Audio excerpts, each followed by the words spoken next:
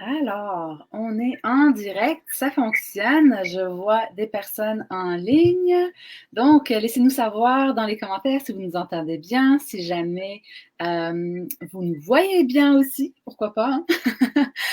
Et après ça, je suis vraiment excitée aujourd'hui du thème qu'on va voir, le syndrome de l'imposteur. Moi, je le vis souvent.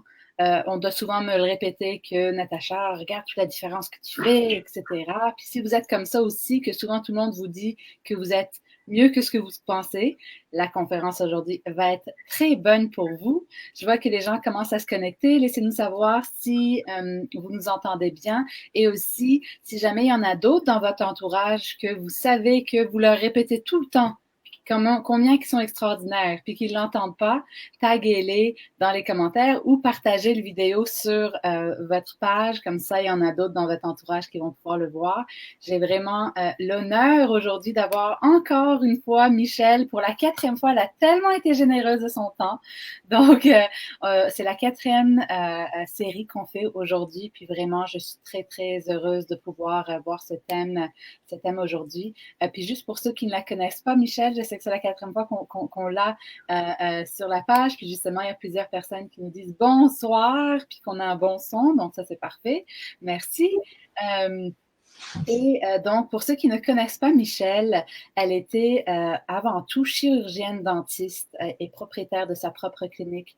Elle enseignait aussi à la faculté de médecine dentaire de l'Université de Laval et elle a été justement lauréate de nombreux prix, tant durant sa formation académique que durant ses années de pratique. Après 10 ans d'exercice de sa profession, elle s'est vue dans l'obligation de quitter son travail suite à des considérations médicales. Et c'est là qu'elle a vraiment fait preuve de détermination et de résilience, justement un thème qu'on a vu la semaine dernière, pour justement se découvrir et donner un sens à son expérience et surtout de se réinventer. Et donc aujourd'hui, elle est Master Coach certifiée de l'Institut des neurosciences appliquées du Québec. Donc, beaucoup de gens connaissent cet institut-là par l'acronyme INAC. Et elle est aussi coach en PNL et praticienne en hypnonaissance depuis plus de 10 ans.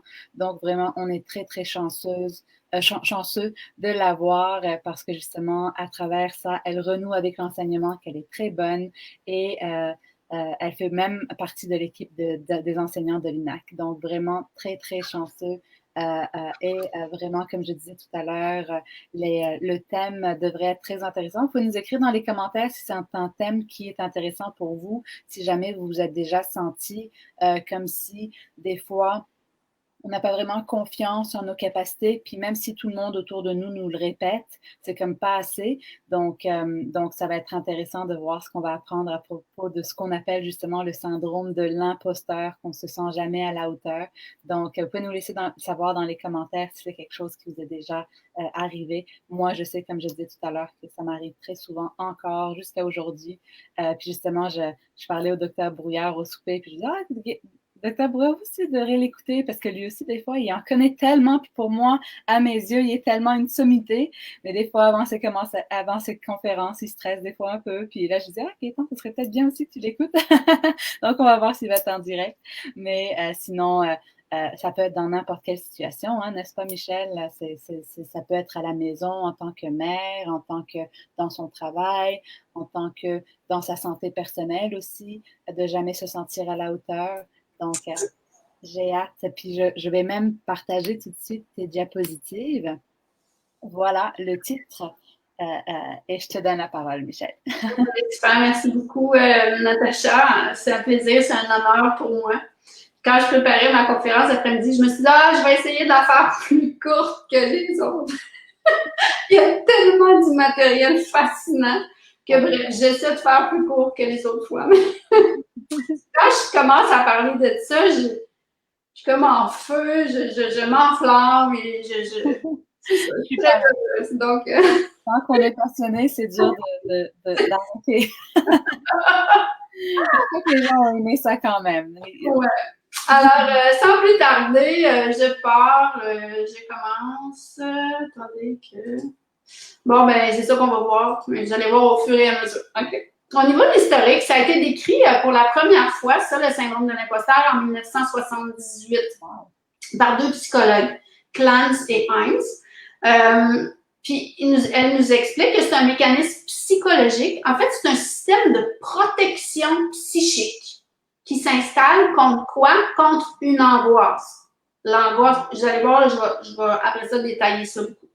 L'angoisse de ne pas être à la hauteur, de se sentir illégitime, c'est-à-dire de ne pas sentir qu'on a le droit à ça.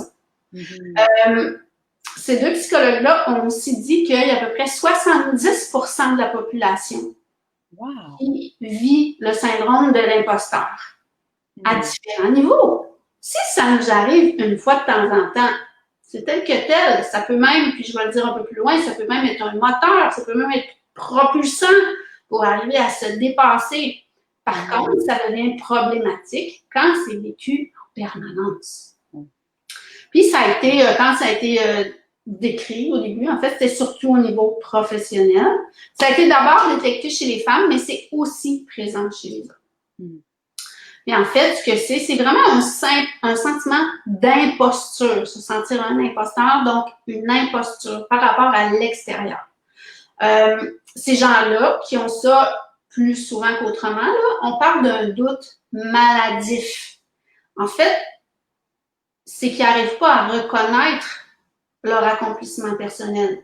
Donc, ils passent leur temps à nier leur accomplissement personnel. Tantôt, je vais vous dire quoi faire. J'ai un super exercice qui est vraiment puissant pour aller dire à notre cerveau, OK, voici des faits. Le cerveau, là, il n'aime pas ça, le changement. Vous vous rappelez qu'est-ce que ça fait un cerveau en résistance? Ça fait le cheval. Je ne le ferai pas ce soir. Mon chum, son bureau est juste en bas depuis le début de la pandémie. Là, puis il me dit, ah oui, t'as encore fait le cheval aujourd'hui. Il ne m'entend pas parler, mais il m'entend faire le cheval. Quand je fais des célébrations avec mes clients que je chante, parce que c'est important de célébrer toutes les petites victoires, ils m'entendent aussi. Parfait, ça c'est le fun quand on entend de la célébration. Ça nous rappelle de sortir un peu de notre boîte puis de célébrer. Oui, c'est vraiment drôle. Donc, puis j'ai une question là-dessus. Quand tu dis doute maladif, qu'est-ce que tu veux dire par ça? Est-ce que c'est genre que c'est rendu sévère à ce moment-là ou même quand c'est un petit? Ça, c'est ceux-là là, qui vivent ça là, presque en permanence. Okay. Ça devient un doute qui n'est pas sain. Là. Quand ça arrive une fois de temps en temps, c'est propulsant, c'est un moteur.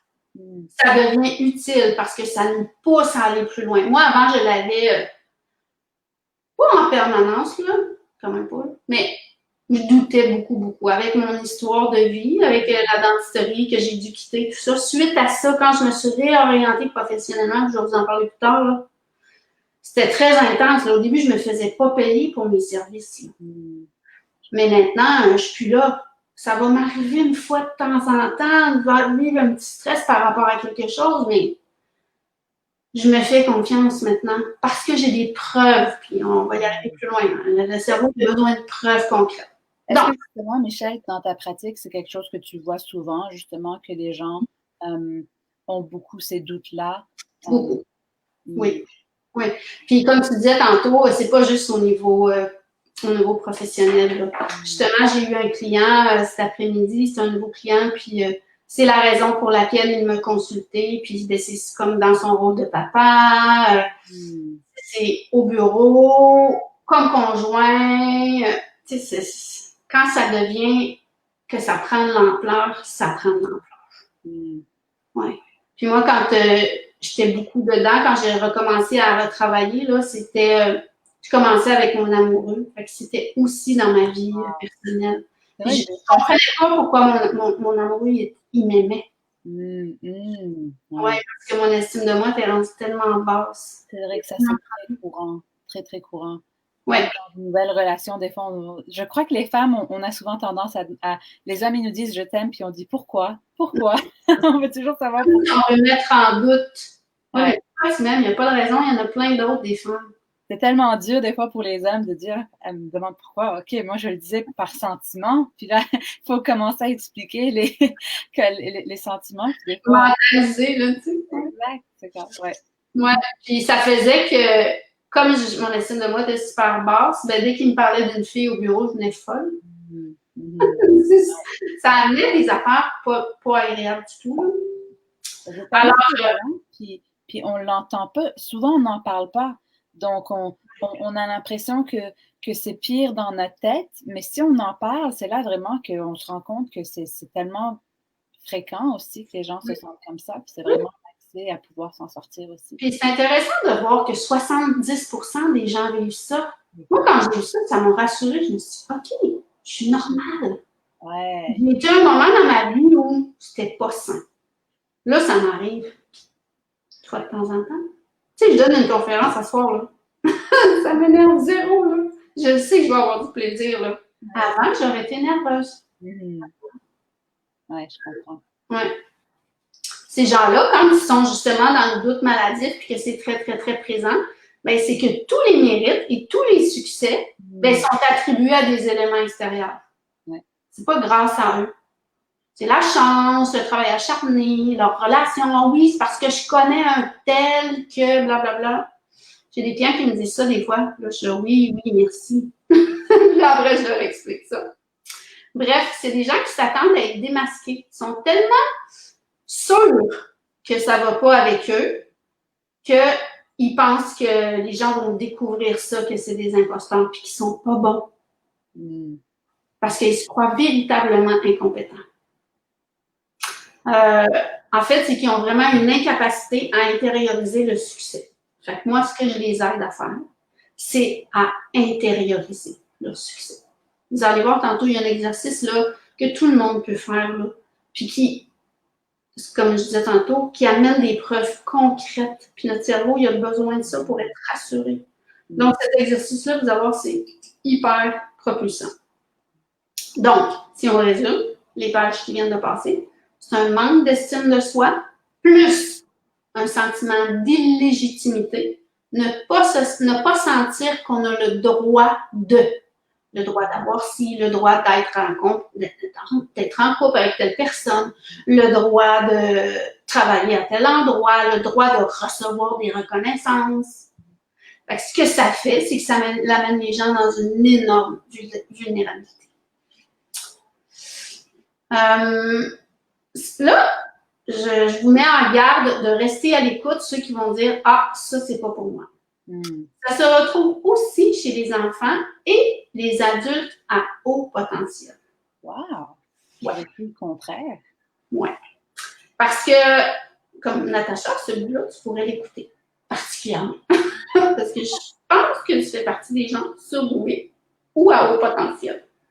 En Europe, ils appellent ça beaucoup des zèbres. Les zèbres? Les zèbres. Oui, les hauts potentiels, puis les surdoués, ils appellent ça des zèbres. Moi, j'ai bien d'entendre ce terme des hauts potentiels. C'était quelqu'un en Europe aussi qui en parle beaucoup. Il parle beaucoup de ça en Europe. Ouais. Je pense qu'ils sont plus avancés que nous là-dessus, parce que nous, on entend douance ici, tout ça, mais haut potentiel, zèbre, on entend plus ou moins. Wow.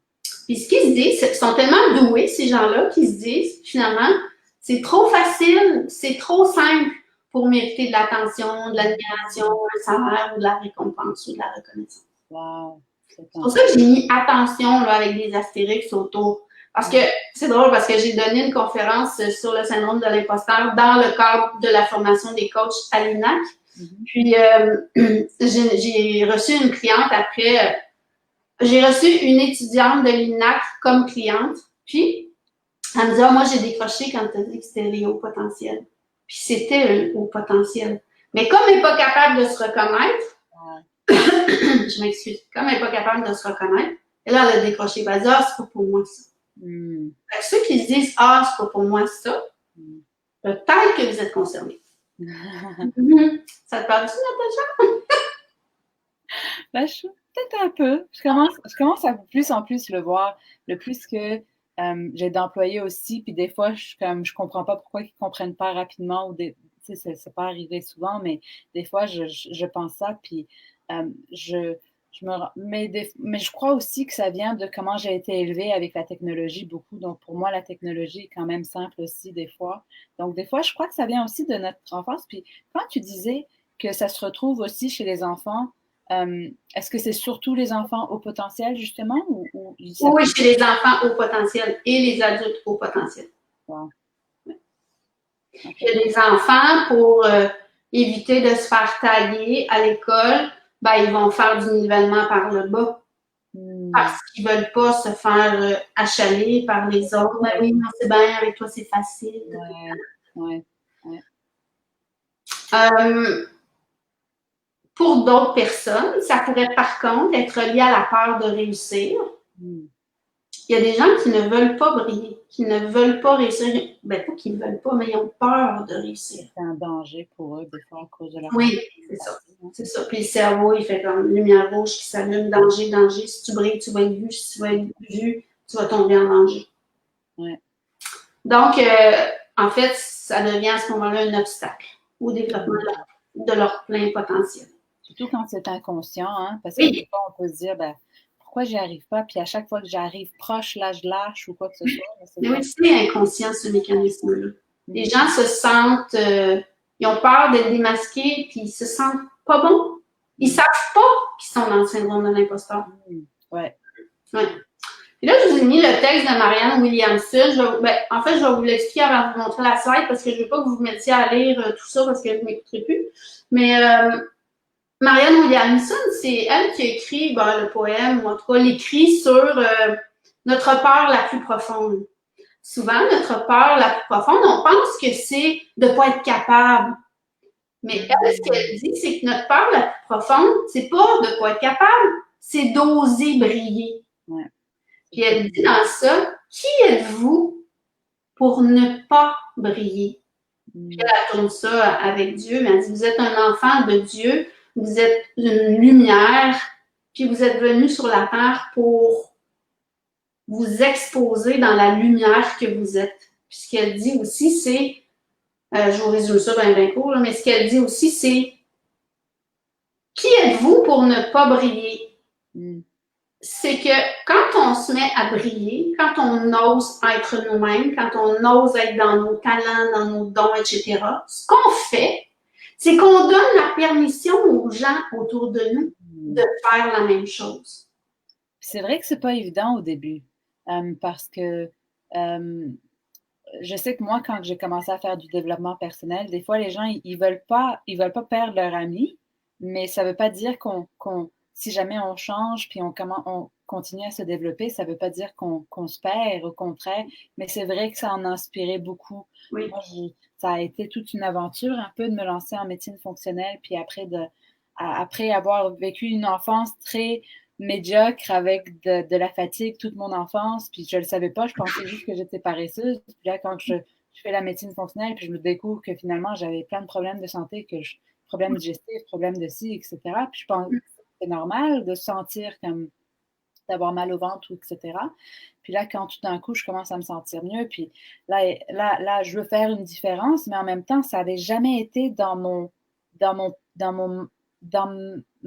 ma vision de moi-même dans le futur. Je pensais jamais que je serais une femme de carrière. Moi, je voulais juste avoir un petit travail à temps partiel pour pouvoir être présente à des enfants si j'en avais. Donc, c'est drôle, hein? Mais c'est vrai qu'on dirait que dans mon entourage, parce que moi, je me suis lancée, ça a permis que les autres aussi soient inspirés puis qu'ils se lancent dans leurs rêves. Puis des fois qu'on ne sait même pas qu'on a, hein, mais au fur et à mesure. Puis je trouvais intéressant comment tu disais tout à l'heure que c'est vrai que des fois les enfants surdoués vont calmer leur lumière parce que on est tellement à propos qu'on les humains, c'est un danger de sortir du lot. Dans le temps, on pouvait mourir si on sortait de notre communauté. Ben oui, c'est ça. Donc, je crois que c'est comme mis dans notre cerveau qu'on ne veut pas être différent, même si c'est ça que l'humain est destiné à faire. Oui, parce qu'on porte ça quand dans nos mémoires ancestrales, là, comme on est des animaux. Tu sais, les zèbres là, sont toutes reliées. Là, quand ils sont en groupe, les zèbres, là, les prédateurs, ils voient un groupe. Ouais. Mais puis ils ne voient pas les individus zèbres, chaque zèbre indépendamment, ils voient comme une espèce de masse. Quand un zèbre s'échappe, et là, il devient en danger, il devient une proie pour les prédateurs. Effectivement, Natacha. Fait que c'est ça qui était le texte de Marianne Williamson. Je vous l'ai mis ici. C'est ça qu'elle dit. En fait, qui êtes-vous pour ne pas l'être? Vous êtes un enfant de Dieu. Puis en nous libérant de notre propre peur, notre puissance libère automatiquement les autres. Fait que je trouve ça le fun de voir que t'as inspiré d'autres personnes, Natacha, en osant être toi. Puis je pense que c'est souvent les difficultés qu'on rencontre qui font en sorte que ça nous propulse. Ouais. Moi, je n'étais pas destinée à être coach conférencière puis de donner des formations. C'était pas ça ma vie, là. C'était pas prévu du tout pour être ça. Puis pendant que j'étais dedans, là, quand j'étais dans mon arrêt après la médecine dentaire, là, quelqu'un m'aurait dit ça, là, je l'aurais absolument pas cru, là, si quelqu'un m'avait dit ça. C'est la même chose pour moi. C'est ça. Fait que c'est souvent les difficultés qu'on traverse. On parlait de la résilience la semaine dernière. Ben, c'est souvent les difficultés qu'on traverse quand on réussit à rebondir plus haut suite à ça. Ouais. Ben, ça devient une force gigantesque. Ouais. Puis, ce que tu disais aussi par rapport à tout à l'heure, que des fois, on inspire les autres, mais des fois, c'est beaucoup plus tard. Des fois, c'est 5 ans plus tard qu'on va voir que, finalement, un de nos amis va se lancer. Ouais. Alors qu'avant, c'était quasiment... ils nous trouvaient fous ou quoi que ce soit, mais finalement, après, c'est... Donc, souvent, dans le moment, quand on se lance puis qu'on va plus loin que ce que notre inconscient nous dit, c'est pas évident, c'est souvent le plus difficile parce que c'est souvent là qu'on a le moins de support puis on peut pas c'est ça qui est le plus difficile. Hein? Oui, tout à fait, je suis d'accord.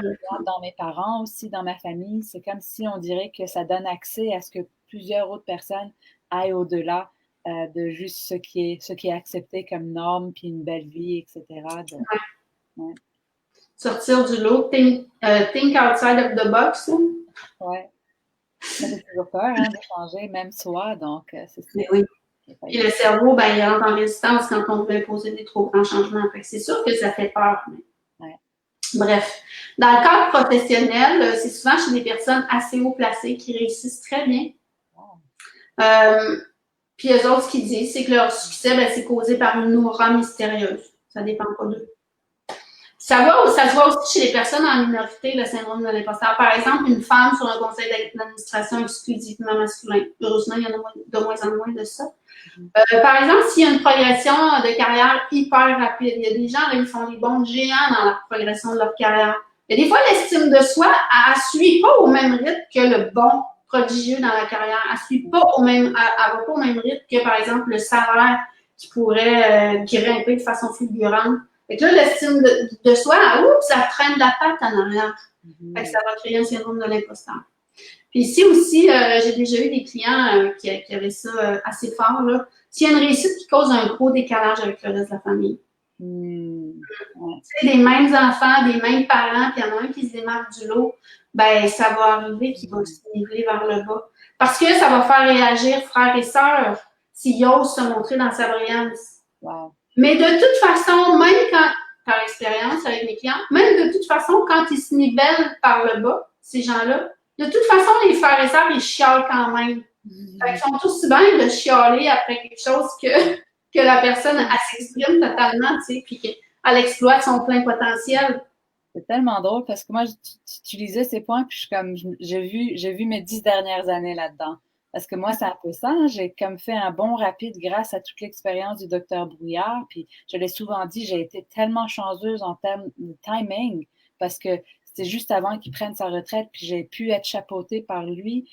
Mais je me rappelle que pendant des années, même si j'avais de super bons résultats avec mes clients, on dirait que si une ou deux personnes avaient moins de bons résultats, je m'accrochais à ça. Je me disais, non, je suis pas bonne. Puis on devait me le répéter, Philippe. Il y avait quasiment une radio, une enregistreuse. T'es bonne. C'est normal que ton cerveau il retenait que ça, parce que le cerveau, comme son rôle, c'est nous maintenir en vie. Son cerveau, sa job, vous vous rappelez quand j'ai parlé du cercle rouge, cercle vert, pour ceux qui l'ont vu la conférence, quand on est en danger, ça s'inscrit dans notre mémoire à long terme. Fait que c'est pour ça. Quand tu avais des clients qui réussissaient pas bien, pour toi, c'était un danger. Donc, c'est sûr que tu retenais ça plus que tout le reste de tes autres clients qui se passaient bien dans la semaine. Parce que ça, c'est le cercle vert dans ton cerveau. Il n'y a pas besoin de porter attention à ça. Exact. Oui, c'est vrai. Le cerveau va toujours se rappeler du négatif. Oui. Pourquoi? Parce que notre cerveau, il pense qu'on est en danger. Puis, il ne fait pas la différence entre ce qui est réel et ce qui est imaginaire. Donc, le cerveau, il s'emballe rapidement. Intéressant, hein? Ça, c'est des exemples concrets pour les repérer. Bon, si je peux le faire, tout le monde peut le faire. Il n'y a rien d'extraordinaire à ça. C'est un heureux concours de circonstances. C'est un hasard, c'est de la chance. J'étais à la bonne place au bon moment. C'est parce que les autres n'étaient pas disponibles, il restait juste moi. C'est grâce à ma relation professionnelle. Donc là, si vous entendez des gens autour de vous, là, ben là, comme Natacha disait tantôt, vous pouvez les taguer pour le ou est-ce que vous vous reconnaissez, ben, restez à l'antenne, je vous en dis plus. Bref, ces gens-là, ils sont full capacité, ils ont vraiment beaucoup de capacité, beaucoup de compétences, mais ils souffrent d'un flagrant manque d'estime de soi par rapport à leurs compétences professionnelles. La suite, bon, comme je disais tantôt, 70% des gens le vivent, c'est donc assez courant. Si ça vous arrive une fois de temps en temps, parfait, ça devient un moteur parce que c'est sain, parce que ça devient, comme je disais tantôt, une source de propulsion.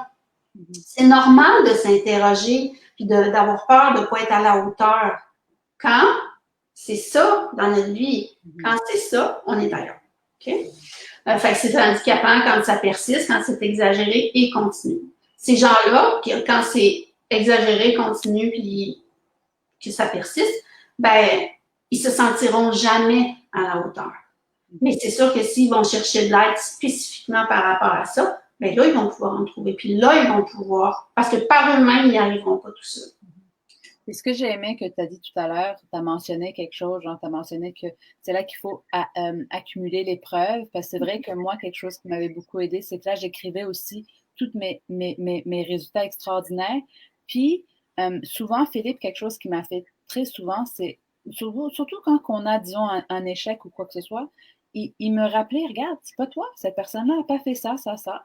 Prends-le pas personnel, puis on dirait quand que on fait comme un bond tellement rapide ou quoi que ce soit, c'est là qu'il faut beaucoup avoir des rappels. Puis j'ai hâte de voir ton exercice, justement. Oui, ça ressemble à ce que tu as fait. Tu vas beaucoup aimer ça. Philippe, Ces gens-là, ce qu'ils vivent à l'intérieur d'eux. Tu sais, tantôt, au début, le premier slide, je disais que c'était un mécanisme de protection contre une angoisse. Bien, c'est ça. Ils vivent de l'angoisse, de l'anxiété, puis un stress constant. Ils vivent avec un masque, comme pour se cacher de ça, parce qu'ils se sentent incompétents. Ils s'attendent à être démasqués, tôt ou tard. Ils s'attendent à ce que les gens découvrent qu'ils sont incompétents. Fait que ce qu'ils font, c'est qu'ils vivent avec un masque, ils sont en dissimulation. Donc, ils s'essoufflent à tout le temps être en train de se cacher pour ne pas se faire démasquer, d'être incompétents, alors qu'ils ne le sont pas. Fait que ça devient une espèce de roue infernale absolument fatigante, épuisante. Puis ça, ben, cette roue-là, ben, c'est un cercle vicieux, là. Ça fait encore augmenter encore plus leur anxiété. Donc, ça fait des gens qui s'épuisent, qui se démotivent. C'est des gens qui sont sujets au burn-out. Est-ce que tu connais ça, Nathalie? Oui. Donc, c'est des gens aussi qui ne se sentiront jamais assez près, donc ils vont vouloir plus d'études, plus de diplômes, etc. Moi, j'ai été longtemps là-dedans. Puis maintenant, je vais passer des formations que je me dis, je peux pas toutes les suivre, les formations. Mais avant, je disais, oh, j'avais tellement l'impression que je manquais quelque chose de fondamental dans ma vie. Il y en a des dizaines et des dizaines de milliers de formations. On ne peut pas toutes les faire. C'est important, l'éducation continue, se mettre à jour, aller chercher d'autres choses, mais pas de façon démesurée. Ah oui, je vais commencer ma business quand je vais être prête, quand. À un moment donné, ça devient maladif. Donc, ils ont besoin de valider, de se rassurer, pour contre-vérifier, revalider. C'est comme un peu, ils mettent une ceinture puis des bretelles. Mon chum, il faire beaucoup de formations au début quand on commence. Oui. Puis à un moment, il faut voir aussi que là, on a assez, puis arrêter de vouloir tout le temps en faire plus, puis c'est ça. Ouais.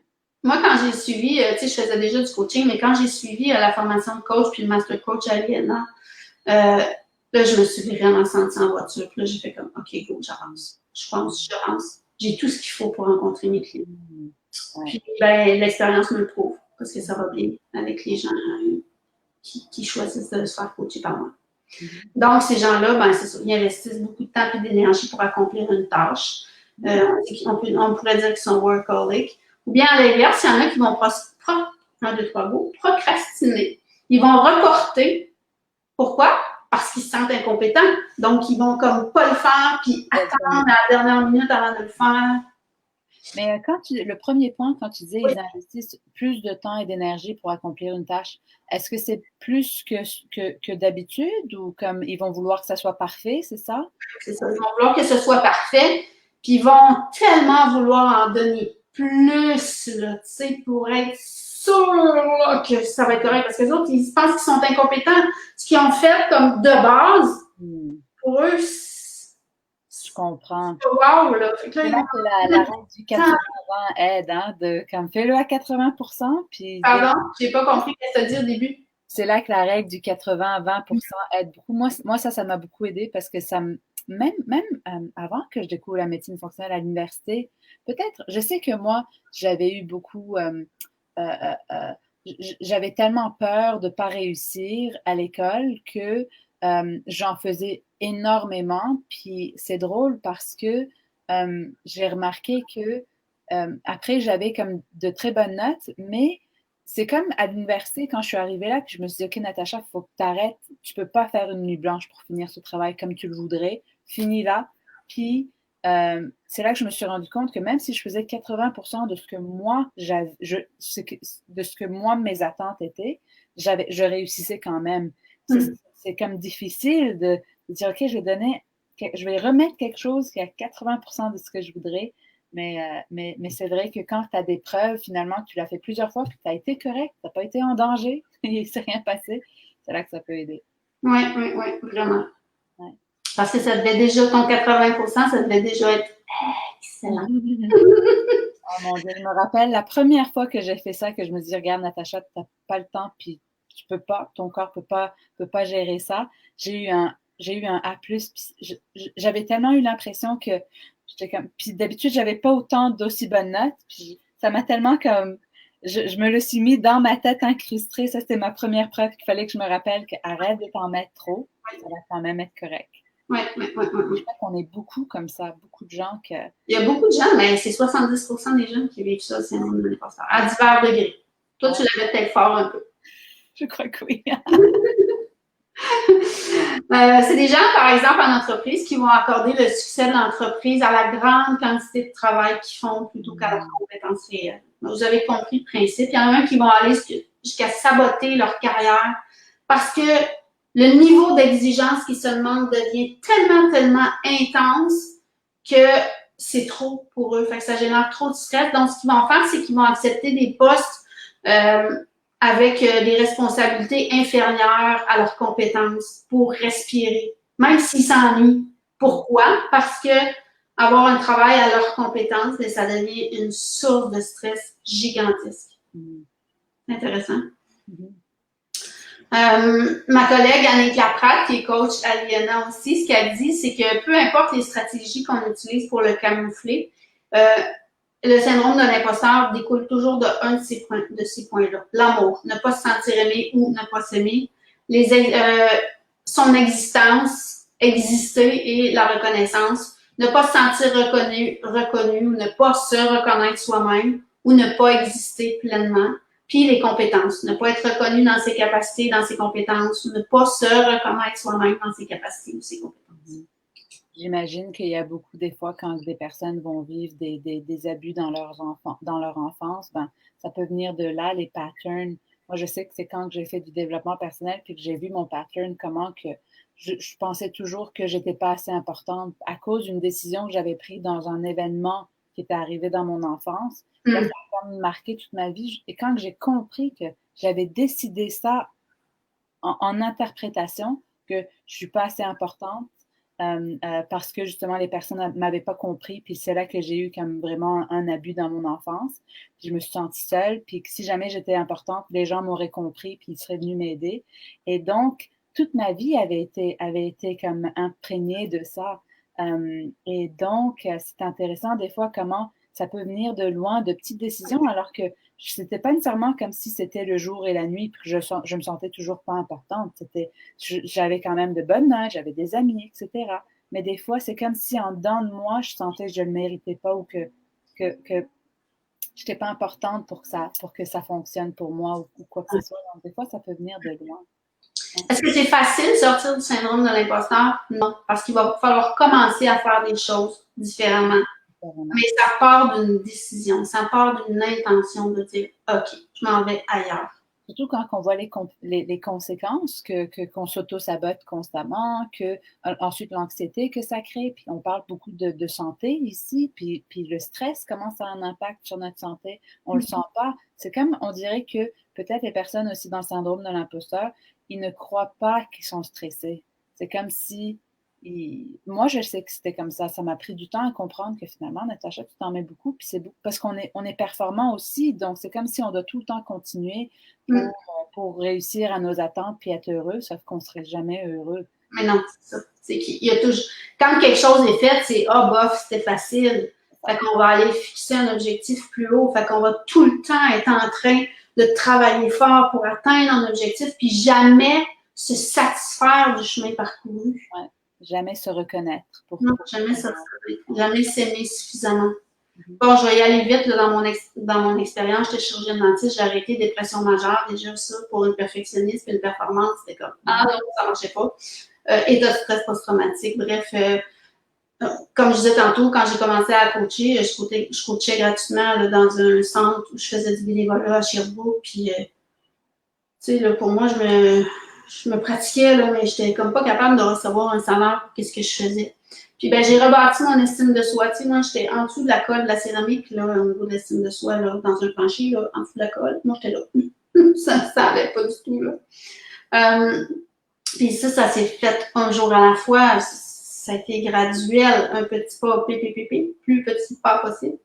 Ce que j'ai fait, en fait, j'ai célébré mes petites victoires. Pas facile pour une performance, mais je me suis mis à regarder derrière et à dire « Wow, OK, voici où je suis partie, voici où je suis rendue. OK, je m'en vais par là, mais wow, c'est extraordinaire, qu'est-ce que j'ai fait. » Puis, tu sais, il y a des gens qui sont mal à l'aise de parler de leur expérience négative dans leur vie et tout ça. Puis, moi, quand j'ai commencé à en parler, c'est des gens qui m'écoutaient, étaient là « Oh, wow, c'est extraordinaire, c'est beau de voir où tu es rendu maintenant. » Là, j'ai fait comme « Ah oui, j'inspire des gens. » À parler de mon bout difficile que j'ai travaillé, j'inspire des gens. Je pensais pas que ça se pouvait, ça. C'est là que j'ai commencé à m'ouvrir de plus en plus, m'ouvrir pour finalement parler de ça librement. Tu sais, j'ai des gens qui sont mal avec ça.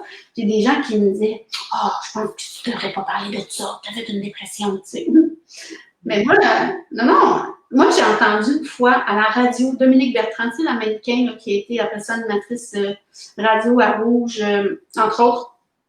Puis, ensuite, on a fait des émissions de télé aussi, mais en tout cas, super intéressante, Dominique Bertrand. Puis, à un moment donné, j'ai entendu à la radio dire « Ah oui, j'arrive de mon rendez-vous avec mon psychiatre. » Parce que Dominique Bertrand elle a eu un choc très, très intense dans sa vie. Je ne rentrerai pas là-dedans, mais... Puis, elle a un suivi avec son psychiatre. Je pense qu'elle le voit 2 fois par année. Quand je l'ai entendu dire ça à la radio, j'arrive de mon rendez-vous avec mon psychiatre, je fais comme « Oh my God, Dominique Bertrand qui dit ça? » Ça veut dire que moi aussi, je peux parler de mon expérience. Elle dit ça à la radio, il y a des milliers de personnes qui l'écoutent. Ouais. Ça, c'est comme si elle m'avait donné un ticket pour dire « Ah, go, vas-y, avance, partage ton expérience. » Ouais, tellement bon.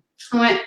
Bref, j'ai célébré mes petites victoires. J'ai accepté mon hypersensibilité aussi. Mon hypersensibilité, je voyais ça juste avant comme « Oh mon Dieu, je pleure tout le temps, je suis pas sensible, je suis de rien. » Mais il y a tout le côté positif qui vient avec ça, de grande créativité, ça va vite dans mon cerveau, je perçois des choses que d'autres personnes ne perçoivent pas, donc j'arrive avec des gens puis je peux avoir une longueur d'avance par rapport à d'autres personnes qui n'ont pas cette sensibilité-là pour détecter des choses. Moi, je savais pas ça, puis là, des fois, on venait de quelque part, puis je disais à mon chum, « Ah, as-tu remarqué que non? » Pourtant, mon chum, c'est un hypersensible. Bon, hypersensible, on n'a pas le même degré, on n'est pas sensible aux mêmes choses. Donc là, je vais comme, hein, t'as pas vu ça? Pour moi, c'est normal, c'est naturel, je suis comme ça. Puis est-ce qu'il peut y avoir genre des hypersensibilités pour genre j'imagine que c'est pas une hypersensibilité, mais des gens qui ont une forte attention aux petits détails dans comment l'extérieur est, genre, ah, il y a une rue qui s'est construite, ou je sais pas quoi, ils remarquent tout. Parce que moi, je suis hypersensible en termes au niveau des émotions, mais Philippe, il remarque toutes les petites choses que moi, je ne remarquerais même pas. Donc, c'est drôle des fois comment il me dit « Ah, c'est drôle que tu aies remarqué tout ça, mais ça, tu l'as remarqué qu'il y a de la construction qui commence depuis une semaine. » Et moi, c'est la même chose avec Denis. Denis, il voit des choses que moi, je ne vois pas, parce que je n'accorde pas tant d'importance à ça. Puis moi, je vois des choses que lui ne voit pas parce qu'il n'accorde pas tant d'importance à ça. Ouais. On a chacun notre degré d'hypersensibilité. Puis je ne suis pas surprise que tu me dises ça, que tu es une hypersensible, parce qu'en fait, qui dit haut potentiel dit hypersensibilité. Ce n'est pas tous les... c'est Nathalie Alstein qui dit ça. C'est une Française qui a un site internet là, émotif et talentueux. Bref, c'est pas tous les hypersensibles qui sont haut potentiel, mais tous les hauts potentiels sont hypersensibles. Ah ouais, oui. Oui. Pourquoi? Parce que ils sont... C'est comme ça vient avec. C'est comme un combo difficile. On va appeler Nathalie pour lui demander. On va inviter Nathalie. Elle est très gentille aussi. Tu la connais? Oui! Non. J'adore. Mais c'est comme ça que j'ai découvert c'était quoi les hauts potentiels. C'est grâce à Nathalie.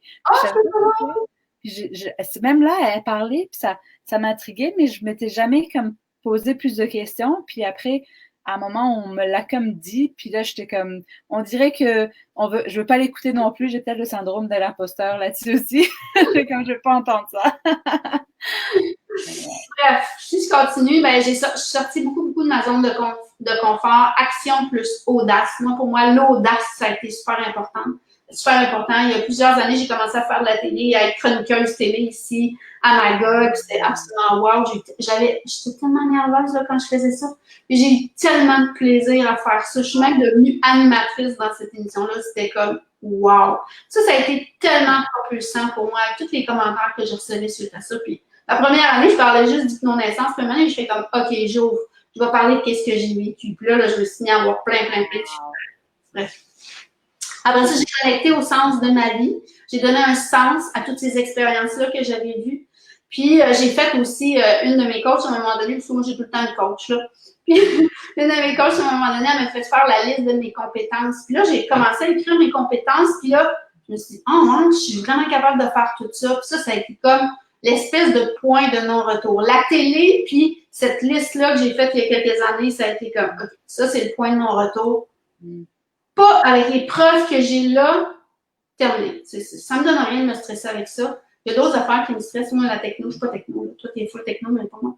Il y a plein d'affaires qui me stressent, mais ça ne me stresse plus. Donc, je le sais, je la connais, ma valeur. Fait que je ne doute plus de ça. Fait que ça a été, cette liste-là là, que je vais vous parler tantôt, là, ça a été vraiment, vraiment bon. Puis plus on va passer, vous vous rappelez, c'est quoi le plus petit pas possible pour ne pas mettre notre cerveau en résistance? Puis, c'est important aussi de célébrer toutes nos petites victoires pour dire à notre cerveau, c'est par là qu'on s'en va. Et juste avant, je viens de voir qu'on nous a écrit un commentaire depuis quelques dizaines de minutes finalement que le son était le son coupé, que c'était moins clair que d'habitude. Est-ce que vous nous entendez quand même bien? Puis la personne aussi demandait si jamais on pouvait redire le nom de la personne qui parle des hypersensibles. C'est Nathalie Alstein. Puis je crois que son site web, c'est Les Émotifs Talentueux. Je l'ai écrit dans les commentaires aussi. Parfait. Alstein, c'est A-L-S-T-E-E-N. Puis elle est en Europe. Puis elle a un groupe Internet là, émotif et talentueux. Je crois qu'elle fait un symposium à chaque année avec justement des conférences gratuites pendant le sommet. Oui, c'est super intéressant. C'est là que je l'ai rencontré ou je l'ai rencontré dans un autre sommet. Bref, il y en a tellement. Donc là, je vous parle du fameux exercice que je vous parlais tantôt, depuis le début. Vous allez reprendre depuis votre enfance. Vous allez faire des tranches d'âge. Tranches d'âge. 0, 10, 10, 20, 20, 30, 30, 40, 45 ans. Vous comprenez le principe? Pour chaque tranche d'âge, vous allez écrire des choses que vous avez réussies, que vous êtes fiers, quelque chose que vous êtes allé au bout de. Vous avez réalisé votre objectif. Ça peut être n'importe quoi. Genre, j'ai déjà quelqu'un qui m'a écrit, je me gardais toute seule quand je t'ai dit de la fin de semaine. Mais elle, dans son 0-10, elle m'a écrit ça. Il y a tout, c'est en fonction de votre vécu. Fait que moi, je suis pas là à juger, ça fait pas le même sens. Non! Je ne sais pas à part d'où la personne. Donc, par chaque tranche d'âge, vous écrivez une dizaine de réalisations. Pas obligé dans 0, 1, 1, 2, non. 0, 10, on amène une dizaine. 10, 20, on amène une dizaine. Ça, ce que ça va faire, c'est que ça va apporter à votre cerveau qui n'aime pas le changement, ça va apporter à votre cerveau des preuves concrètes. Moi, quand j'avais fait la liste, là, c'était pas exactement cet exercice-là que j'avais fait juste la liste de mes capacités et de mes compétences. Mais c'est le même principe, parce que vous allez voir, il y a une deuxième et une troisième partie à cet exercice-là. Donc, la première partie, vous voulez apporter des preuves concrètes à votre cerveau, puis vous écrivez des choses que vous avez réalisées, que vous avez réussi, que vous êtes fiers, etc. OK? Puis, quand votre cerveau il va avoir des preuves, votre cerveau ne pourra pas discuter ces preuves-là parce que ce sont des faits. Fait que là, vous ne pourrez pas dire, ouais, ben non, c'est arrivé. La caméra, imaginez qu'il y a une caméra au-dessus de vous, la caméra a vu ça. Preuve concrète. C'est une preuve admissible en cours. J'adore la dernière phrase qui dit qu'il faut en mettre une dizaine. Ça, c'est bon parce que souvent, on peut en mettre juste un, deux. Donc, quand tu te forces à dire non, j'en mets 10, c'est là que finalement, tu vas plus loin que ce que ton cerveau veut entendre. Ben oui. Puis c'est ça serait facile de ne pas en mettre beaucoup, mais trouvez-en parce qu'il y en a plein. Puis je mets 10, là, mais ça pourrait être 50. Mais comme il y a une deuxième partie, on ne veut pas en mettre 100 par chaque tranche d'âge parce que là, ça va être un exercice sur une vie. OK? Est-ce que c'est mieux de le faire sur l'ordinateur ou quelque chose comme ça, puis après on l'imprime ou quelque chose? Ou on le fait en Word, puis là, la deuxième partie, vous allez voir, là, à chaque point, vous allez venir rajouter des choses. Super. Donc, votre document Word, il va s'allonger, puis au final, il va avoir plusieurs pages. Donc, après, justement, ça vaut la peine de l'imprimer puis de le mettre proche ou quelque chose comme ça. Oui, mais il y a une troisième partie. Oh. Vous pouvez imprimer juste la troisième partie, parce que la troisième partie, ça va être comme un résumé des highlights. Là, C'est bon? Ouais. Donc, dans la deuxième partie, pour chacun des accomplissements, fait quand, mettons, moi, là, j'ai 54. Fait que mon 50-60, bon, ben, donner 4 conférences à la clientèle de Natacha Azrak. Moi, je vais mettre ça, c'est une fierté. Moi, j'adore ce que Natacha fait. Natacha a le goût de travailler avec moi, ben, je vais mettre ça. Donc, mettons cet accomplissement-là dans mon 50-60. Je rentre à 54 pour rentrer à 60, mais je suis capable, même là, je suis capable d'en trouver 10. Ben, ça va être quoi mes forces? Ça va être quoi mes qualités? Ça va être quoi mes compétences? Ça va être quoi mes talents naturels? Moi, je suis quand même une fille qui est audacieuse. Même quand j'ai un petit malade, tu sais, la première fois que j'ai parlé de ça avec Natacha, oui, je pourrais aussi donner des conférences. Quand j'ai vu que Ludovic donnait une conférence avec Natacha, je fais comme, c'est que Ludovic, c'est un de mes collègues, il étudie à l'INA. Ben, moi aussi, je pourrais donner des conférences. Fait que j'ai osé d'en parler à Natacha. Puis c'est tellement drôle parce que moi, je trouve tellement que comme vous êtes wow, tu sais, comme vous me donnez l'honneur de venir parler sur ma Tellement. Donc, vous comprenez le principe? Fait que vous prenez votre premier événement de votre section, dépendamment de l'âge que vous prenez. Puis là, vous dites pas mes forces sont, mes qualités sont. Non. C'est quoi vos forces, qualités, compétences, talents naturels? Là, vous êtes ça, c'est un talent naturel. C'est un talent naturel ou une force? Non. On rentre tout ça dans le même paquet. OK? Fait que pour chaque événement, force, qualité, compétences, talent naturel. Puis ça, c'est grâce à soi. C'est grâce à vous. Ça, c'est grâce à moi. Mon audace, c'est grâce à moi. Là. Ça appartient pas aux voisins, ça. Donc, c'est pas le fruit du hasard. C'est une autre preuve concrète pour le cerveau. Puis ça, ce que ça va faire, c'est que ça va amener de la reconnaissance interne. Tu sais, il y a des gens qui disent « Ah, les gens ne font pas confiance. » Ah oui, toi, est-ce que tu te fais confiance? Non. Le monde extérieur à nous, c'est un miroir de qui nous sommes. Donc, si les gens ne font pas confiance, ah oui, est-ce que je me fais confiance? Fait que le fait d'avoir de la reconnaissance interne, mais ça va faire augmenter la confiance en soi. Donc, soudainement, il va y avoir moins de personnes autour de moi qui vont moins me faire confiance. Comme par hasard, depuis que je suis pas mal sortie du syndrome de l'imposteur, je dégage une plus grande confiance, j'ai vraiment plus de clients qu'avant. Ça vient avec, parce que les gens me font confiance. J'ai confiance en moi, donc les gens me font confiance. C'est comme j'émane ça à l'extérieur de moi. Donc, c'est ça, ça vient augmenter la reconnaissance interne. Donc, automatiquement, ça a un impact sur l'estime de soi, la confiance en soi. Puis, je vais répéter, le cerveau, il a besoin de preuves concrètes. Donc, quand vous écrivez vos forces, qualités, compétences, talents naturels, ça, pour votre cerveau, c'est des preuves concrètes. Une fois que vous avez tout fait ça, là, ça va donner plusieurs pages. OK? Là, vous allez les placer en ordre d'importance. Comme moi, par exemple, l'audace. C'est quelque chose qui reviendrait souvent dans tous mes points. Fait que ça serait probablement dans mon top 5, l'audace. Fait que là, vous allez comme, vous pouvez reprendre votre document, vous l'imprimer, puis là, vous mettez une liste à côté. Moi, je suis très papier, là. Vous mettez une liste à côté. Ah oui, OK, l'audace. Là, vous regardez combien de fois c'est sorti dans vos forces, talents, compétences, dons, etc. Combien de fois c'est sorti l'audace? Là, après ça, vous allez tout placer ça. Bon, l'audace, la confiance en soi, la détermination. Combien de fois chaque mot est sorti? Comme ça, vous les placez en ordre d'importance.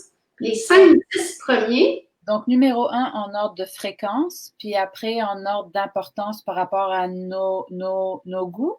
Non, c'est par ordre de fréquence. Fréquence égale importance. Là. OK, parfait. Ouais. Plus l'audace va être revenue souvent dans toutes mes descriptions, ben, si c'est sorti 30 fois, ben, puis que le prochain après c'est 28 fois, ben, l'audace, ça va être mon premier. Wow. Puis bon, ben, c'est pas parce que je suis audacieuse à 30 puis que je suis je sais pas quoi à 28 que c'est si tant plus important que ça. C'est pour avoir une idée générale. Puis après ça, vous pouvez les garder comme ça. Puis c'est plus cette feuille-là que je vous recommande d'imprimer. Parce que les autres, ben, à un moment donné, ça devient laborieux. Mais si vous avez besoin de toutes les imprimer au début, juste pour vous dire, ah oui, j'ai réalisé ci, ah oui, j'ai réalisé ça, ah oui, je m'étais fixé cet objectif-là, je suis arrivée. Si vous avez besoin de lire les preuves concrètes, tant et aussi longtemps que vous allez avoir besoin de lire les preuves concrètes, lisez-les. Puis à un moment donné, vous allez avoir juste besoin de, c'est quoi vos qualités, talents naturels, vos 10, 15 plus grands. Juste lire ça, reconnecter à ça, ça va vous faire comme oh wow, OK, ah oui, OK. Pas obligé de m'énerver avec ça. Super. C'est intéressant, hein? Très intéressant. Vous allez tirer des leçons de conscience puis de savoir-être. Vraiment, ça va amplifier la conscience que vous allez avoir sur vous. Puis j'imagine que n'importe qui commence dans un nouveau domaine, comme je pense à Philippe, là, justement, qui est en train, il a comme trouvé sa voie vraiment, là.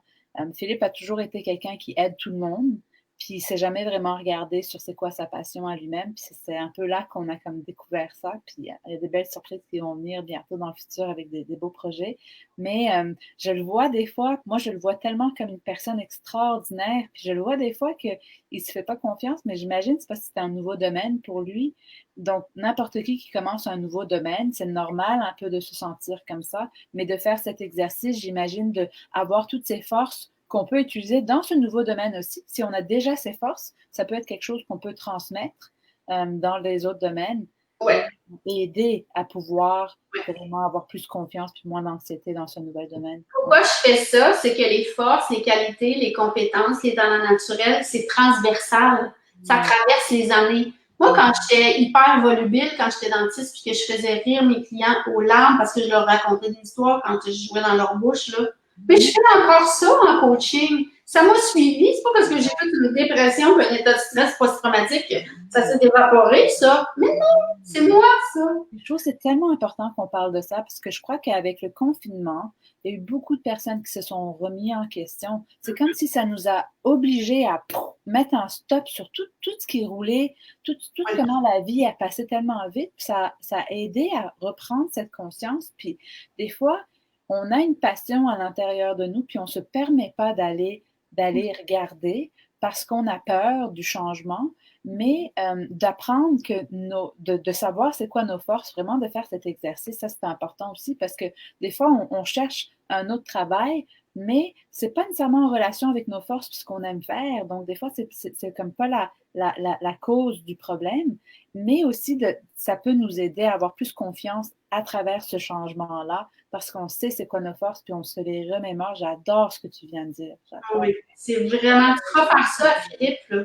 Ses forces, ses qualités, ses compétences, ses talents naturels, c'est transversal. Il apporte ça avec lui partout où il va. Ouais, c'est tellement important parce qu'il y a tellement de personnes qui ont peur de recommencer plus tard, un âge plus tard, mais quand on se rappelle que je crois que c'était le créateur du poulet Kentucky, que c'est pas nécessairement la meilleure chose la plus santé, mais c'est quand on y pense qu'il a commencé son entreprise à 50 ans ou je sais pas quel âge, 70 ans, 70 ans. Ouais, 70 ans qu'il a commencé. C'est jamais trop tard. Puis, C'est pour ça qu'il y avait une taille blanche sur son baril de exact. Puis que toutes nos forces se transposent dans les nouveaux domaines, quoi que ce soit qui arrive. tout à fait. Donc, ça nous amène vraiment à une connaissance de soi plus profonde. Puis, à qui est-ce que ça sert de continuer à se rabaisser, de ne pas honorer notre grandeur? Ça sert à qui, ça? Les frères et les sœurs pour le conflit, justement pour diminuer le décalage. Mais non, de toute façon, ça ne fait pas quand même. Comme je donnais l'exemple tantôt d'un de mes clients. Puis j'ai eu, tu sais, dans ma clientèle en coaching, j'ai des très jeunes, puis j'ai des personnes qui ont 70, 75, 75, je pense, mon top. Mais, puis des fois, je leur dis, qu'est-ce que tu veux montrer à tes enfants? Qu'est-ce que tu veux montrer à tes petits-enfants? Qu'est-ce que tu veux qu'ils développent, eux, en grandissant?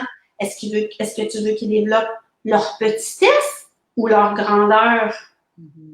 Puis les enfants, là, ils n'apprennent pas avec ce qu'on leur dit. Ils apprennent avec ce qu'on leur montre. Wow. Ouais. Ouais. Donc, c'est un super exercice. Là, j'amène d'autres choses. Aussi, en lien avec le livre de Joe Dispenza, Le placebo, c'est vous. Il explique clairement dans ce livre-là qu'une intention claire, une intention pour notre cerveau, c'est pas menaçant.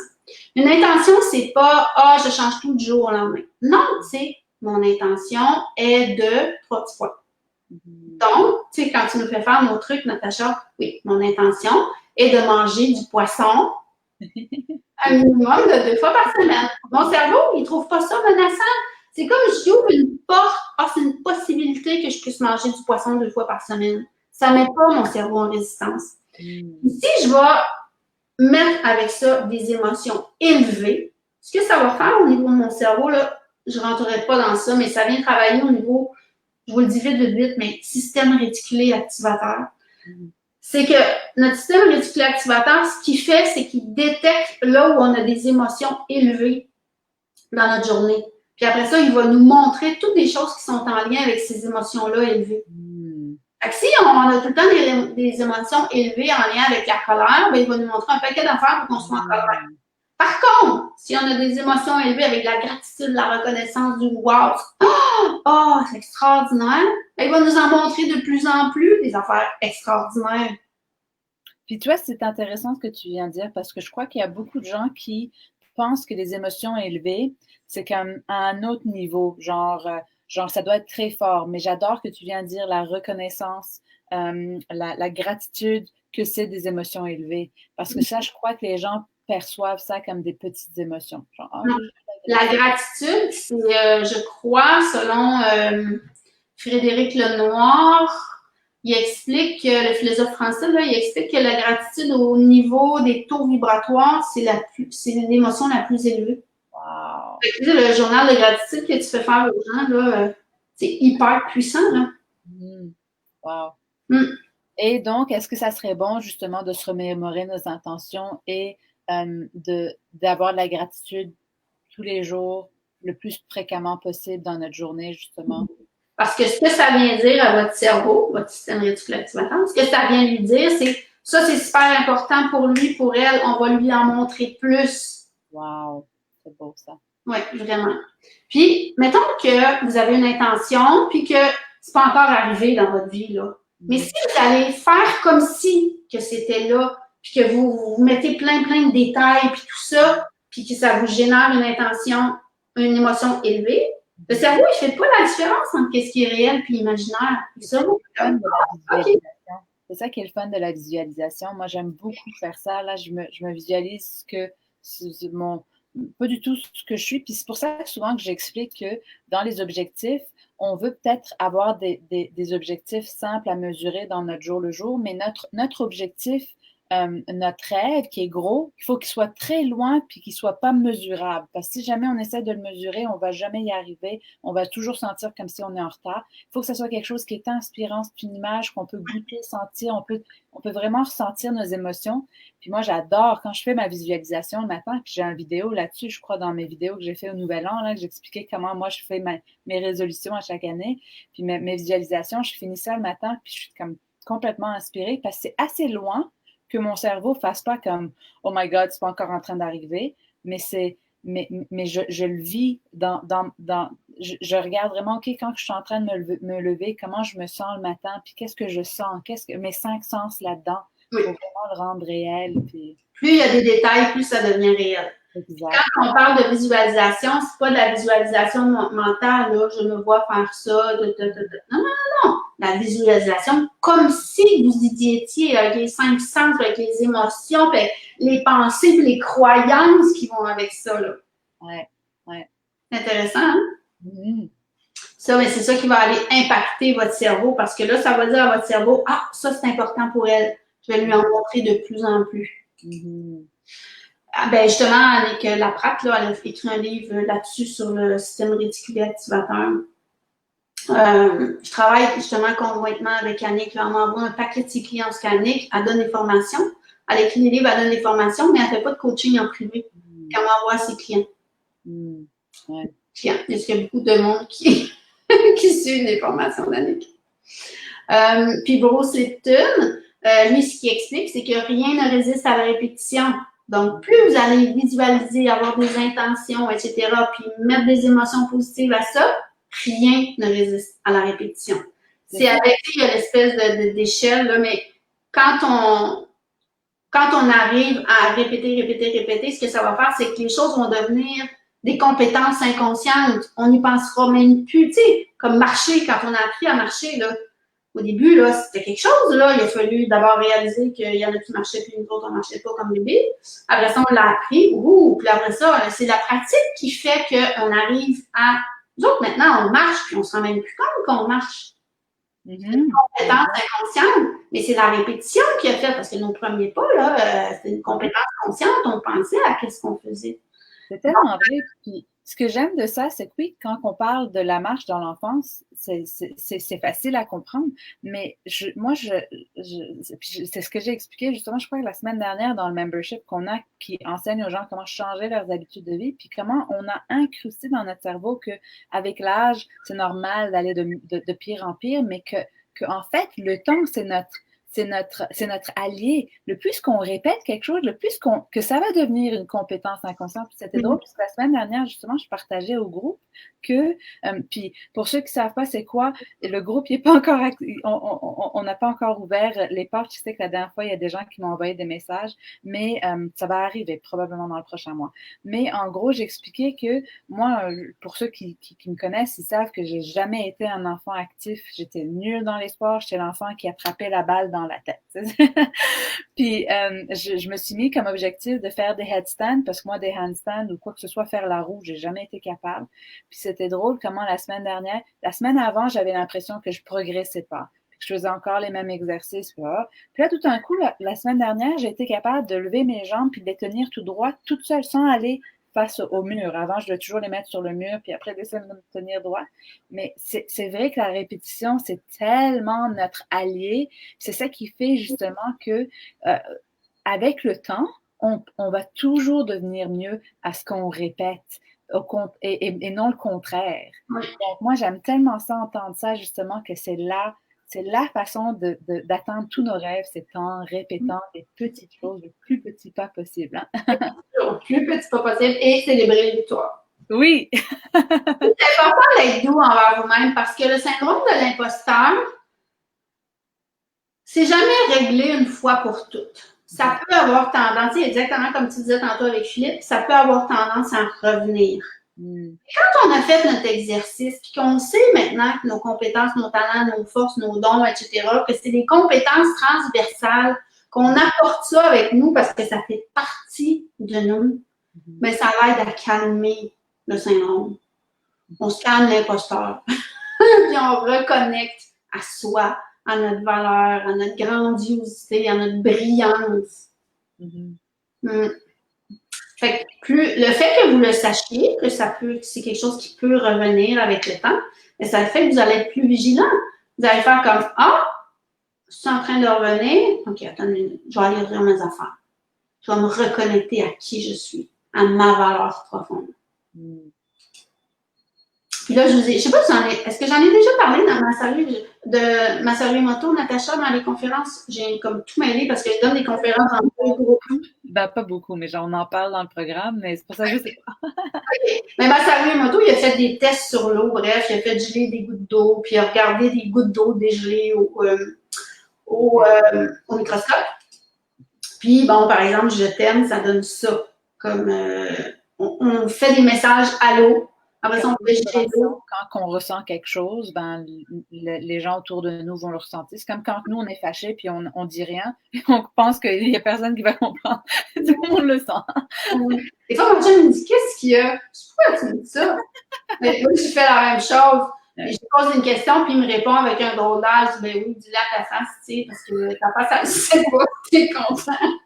C'est la même chose quand on est heureux. Puis il y a beaucoup d'expériences qui ont été faites là-dessus, justement, sur du riz qu'on oui.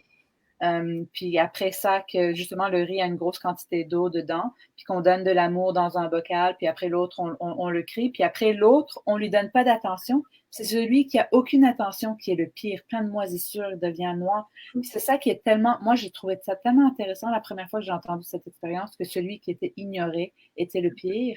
Parce que moi, c'était souvent ça que je ressentais dans mon enfance, que des fois, les gens, ils m'ignoraient complètement, puis je comprenais pas pourquoi, puis ça me rendait vraiment comme si, c'est une des pires émotions qu'on peut donner. Donc, c'est intéressant. Très intéressant. Puis ben là, je vous ai mis quelques photos sur la prochaine. Une symphonie de Mozart. Il a même fait écouter de la musique à de l'eau. Ben oui. La tune Imagine de John Lennon. Le mot paix, merci, d'amour. Je vais te tuer. Regardez ce que ça fait. Ça fait même pas de cristaux. Ouais. Et après ça, l'eau Fujiwara, ça, c'est de l'eau polluée d'une rivière au Japon avant les prières. Après ça, il a pris cette même eau-là, puis il a fait... Ça, c'était le même échantillon. C'est qu'il a pris 2 gouttes du même échantillon, c'est important de le dire. Il a mis des enfants autour de cette eau-là. Ils ont fait des prières. Et il a repris une goutte d'eau qu'il a refait geler. Et regardez ce que ça donnait. La même eau, du même échantillon, après les prières. C'est tellement important, hein, quand on boit, notre corps est 60% de l'eau. C'est ça. C'est ça. On dirait tout le temps que tu vois mes slides en avance. Fait que c'est ça.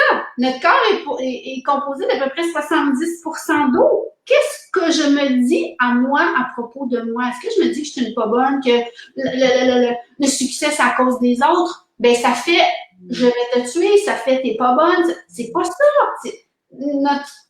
J'aime ça. Moi, ces photos-là, parce que ça fait comme oh my God. Ouais. Je suis en train d'affecter mes cellules. Je suis en train d'affecter la santé de mon corps en me disant des choses pas belles puis pas fines. Qu'est-ce que je choisis de vibrer? Quel mot est-ce que je veux employer à mon égard? On a tellement l'impression que c'est pas important ce qu'on pense puis que ça n'a pas d'impact sur tant que ça n'a pas d'impact sur les autres, le négatif que je me dis, c'est correct, mais c'est tellement pas vrai. Ça a tellement un impact. Un peu aussi comme dans une de tes premières conférences, on avait parlé du livre de HeartMath, que si jamais on vivait de la colère, ça baissait notre système immunitaire pendant les 5 heures d'après.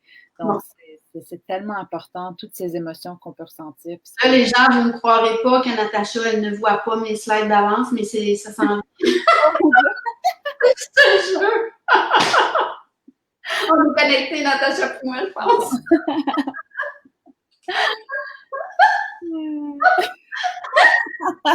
Une minute de peur. Ça va mettre notre système immunitaire à plat pour les 5 prochaines heures. C'est plus que 5 heures, c'est entre 5 et 6. Là. C'est une étude qui a été faite, comme Natacha le disait il y a quelques secondes, au HeartMath Institute en Californie. Ouais. C'est fou. Puis, je voulais dire de quoi je voulais faire du pouce sur qu'est-ce que tu dis. Attends un petit peu. C'était sur la slide d'avant. On pense que c'est pas important de penser, c'est que c'est juste pour nous, nos pensées négatives. Ouais, je me rappelle pas. En tout cas, c'est pas grave, j'en ai dit beaucoup, là. C'est pas grave, même si il manque quelque chose. Ça, ben là, je vous ai remis mon X, Puis le premier, la base, c'est vraiment la vibration. Qu'est-ce que je choisis de vibrer? C'est quoi mes pensées? C'est quoi mes émotions par rapport à moi? Et ça va venir impacter ma... Ah oui, je sais, ça vient d'en venir. Ça va venir impacter ma santé. Fait que ceux-là qui ont des doutes par rapport à ça, au fait que ce qu'on vit, ce qu'on pense, etc., peut avoir un effet au niveau de notre santé ou pas, ben allez vous acheter en courant le livre de Joe Dispenza, Le placebo, c'est vous. Oui, très bon, ce livre. Vous allez tomber assis sur votre chaise ou même par terre. C'est vraiment impressionnant parce qu'il parle de l'effet nocebo, puis il parle de l'effet placebo, puis c'est d'une puissance, il parle de cas de guérison, j'en ai déjà parlé, mais il parle de cas de guérison dans ça, des stades 4, des cancers irréversibles, incurables, des gens qui ont guéri. Puis moi, j'adore parler de l'étude où ils ont fait une chirurgie de genoux. Tu la connais, celle-là? Oui. Ils ont fait des chirurgies sur les genoux de personnes qui avaient besoin de la chirurgie. Puis la moitié, ils ont juste ouvert puis refermé. Puis l'autre moitié, ont fait la chirurgie. Puis les gens qui ont eu la chirurgie, qui ont juste ouvert puis refermé, ont mieux fait que ceux qui avaient la chirurgie. Parce que quand on a des cicatrices, on ne sait pas si on l'a eu ou pas. Puis on espère que oui, mais on commence à se sentir mieux. C'est notre mental. Ce livre-là, là, c'est Joe Dispenza, Le placebo, c'est vous. Puis en anglais, You are the placebo. D-I-S-P-E-N-Z-A. Oui, Dispenza, c'est un pur bonheur, ce livre-là. Vous êtes le placebo en français, oui. Oui, le placebo, c'est vous en français. En anglais, c'est You are the placebo. Puis moi aussi, je dis tout le temps ça, mais en français, c'est le placebo, c'est vous. Ouais. Au niveau du X, il y avait le premier pas qui était les valeurs. Le deuxième point, c'est le deuxième V, c'est le premier point, vibration. Deuxième V, les valeurs. Quelles valeurs est-ce que vous voulez transmettre à vos enfants, à vos petits-enfants, à vos amis, etc. dans votre vie? Est-ce que vous voulez vibrer de l'audace, du courage, de la persévérance, de la détermination? C'est intéressant aussi de faire le jeu de nos valeurs. Tu sais, tantôt, tu disais, oui, le confinement, ça a du bon parce que les gens se sont remis en perspective puis tout ça. Puis moi, j'ai réalisé une de mes valeurs, moi, qui est super importante dans ma vie, c'est la liberté. Quand j'étais dentiste, là, j'avais la liberté de dire qu'est-ce que je voulais puis de faire le clown avec mes clients, là. Mais dans la bouche, là, je n'avais pas de liberté. Un dentiste, ça travaille dans pas grand. C'est hyper précis, puis il y a une langue, il y a de la salive, il y a toutes sortes de choses, là. Bon, donc, j'avais pas beaucoup de liberté. Fait que moi, j'ai adoré de faire ça pendant 17 ans, mais ça correspondait pas au cheval que moi je suis. Oui, moi, je suis un cheval de feu dans l'astrologie chinoise. J'ai besoin de vagabonder, pas de trotter, moi, je galope. J'ai besoin de galoper. Donc, quand j'étais dentiste, là, j'adorais ça, mais ce que j'aimais le plus, oui, je suis super manuelle, mais ce que j'aimais le plus, c'est la connexion avec mes clients.